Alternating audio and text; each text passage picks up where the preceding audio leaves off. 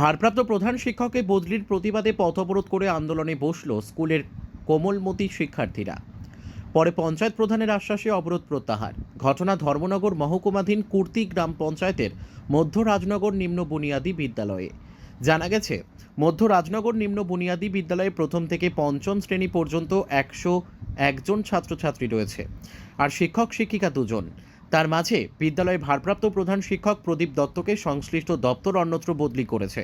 সেই খবর শিক্ষার্থীদের মাঝে চাউর হতেই তারা ক্ষোভে ফেটে সোমবার স্কুলের সামনে কুর্তি প্রেমতলা প্রধান সড়কটি অবরোধ করে বসে।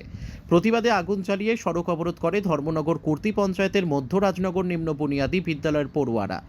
এই ঘটনার খবর পেয়ে ছুটে আসেন কুর্তি গ্রাম পঞ্চায়েতের প্রধান। তিনি শিক্ষার্থীদের দাবি শোনার আশ্বাস দিলে অবরোধ তুলে নেয় শিক্ষার্থীরা।